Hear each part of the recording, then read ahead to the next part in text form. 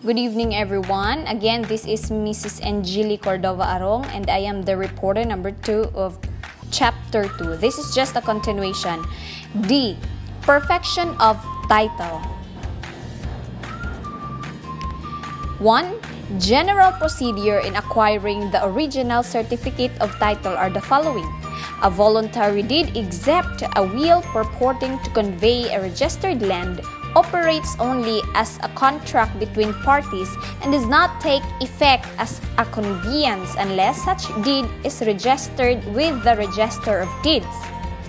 No new certificate of title will be entered in pursuance of any deed unless the owner's duplicate certificate of title shall be presented to the Register of Deeds. And if the land acquired is not registered under Republic Act 496, otherwise known as the Land Registration Act, the deed shall be registered in accordance with Section 113 of the Philippine Decree Number 1529, known as the Property Registration Decree. Number 2. The step-by-step procedure in acquiring the original certificate of title. Step 1. Survey of land and approval of plan. Filling up of application for the land registration at the regional trial court of the province or the city where the land is located. Setting of date by the RTC of initial hearing. Publication of notice of initial hearing. Service notice to all interested parties. Filing of opposition or evidence of proof of ownership. 7. Hearing of case in court. 8. Promulgation of judgment or the decision of the court. 9 is the issuance of decree of registration. 10. The furnishing the Register of Deeds, the original and duplicate copies of the decree of registration. 11. The last, transcription of the decree of registration in the book of registry issuance of duplicate copy of original certificate of the title of the owner. Number 3 is miscellaneous instructions such as a registered school site shall not be reported as acquired until the certificate of title has been obtained. An unregistered school site shall not be reported as acquired until authority to purchase and pay for the same has been obtained from the President of the Philippines. In case of public land, it shall be reported as acquired when it has been reserved for school purposes by presidential proclamation of executive order. And excluded and exempted from coverage of Republic Act No. 6657 or the Comprehensive Agrarian Reform Program, effective on June 10, 1988, are school sites and campuses, including experimental farm stations operated by public or private schools for educational purposes, and seeds and seedlings research and pilot production centers. In case a parcel of land has ceased to be economically feasible and sound for agricultural purposes, and the Department of Agrarian Reform or DAR has authorized its reclassification of conversion as non-car property upon the application of the landowner with due notice to the affected parties, a parcel of reclassified land may be opted for school site purposes, and the owner may either donate or enter into a contract of usufruct with DepEd for this matter.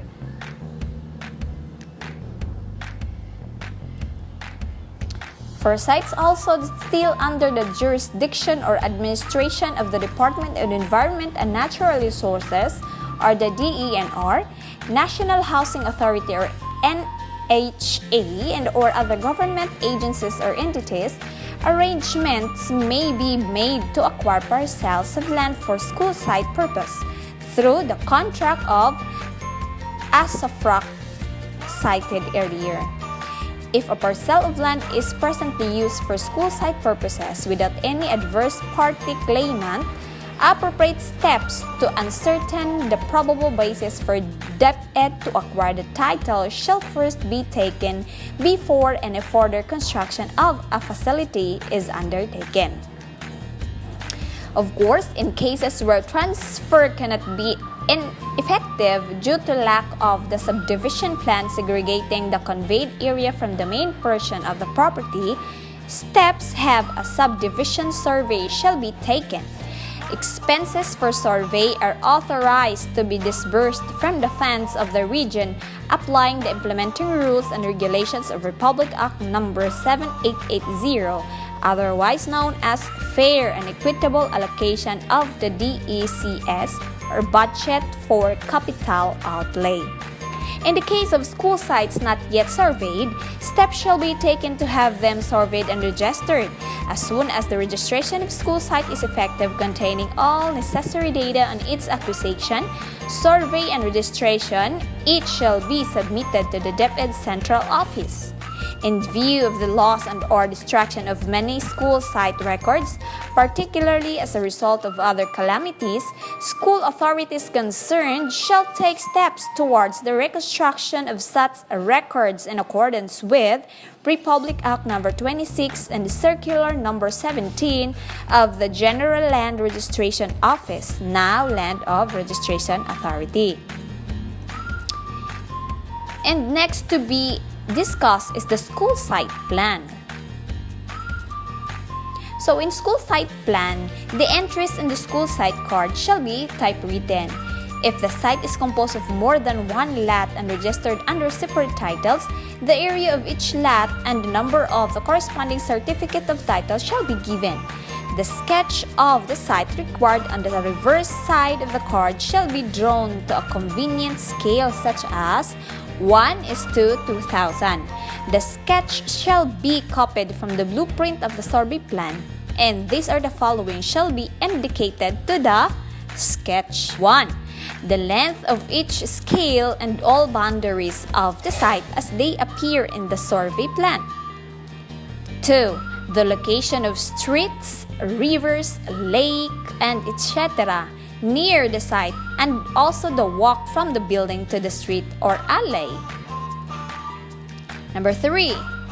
The allocation of all permanent buildings, including improvements such as hedges, temporary toilets, gardens, and playgrounds. Only those buildings reported should be indicated on the sketch. Number 4. Numbering and distribution. Cards for standard size should be numbered consecutively beginning with number 1.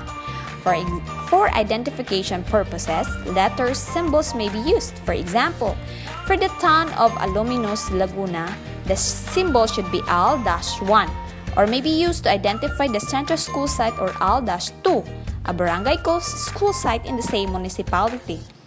The school site card should be accomplished in 2 or 3 copies for each site and distributed as follows.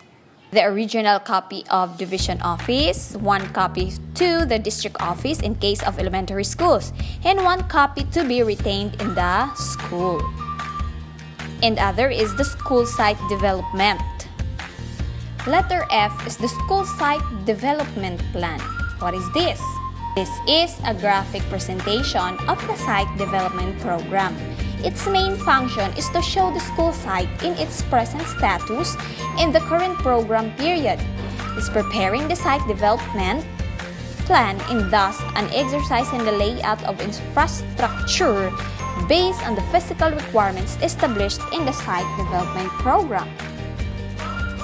And what to consider are the principles in the preparation of the site development plan, the layout of buildings and other structures, the arrangement of buildings, the site limitations such as the unfavorable area and or shape of the site, prevent the proper solar orientation of buildings, economical alternatives shall be restored to, acoustic barriers, the sun path, local wind patterns, sunscreens or the vertical louvers and green walls, the distance between buildings, the recommended setback, and there should be provision for open space.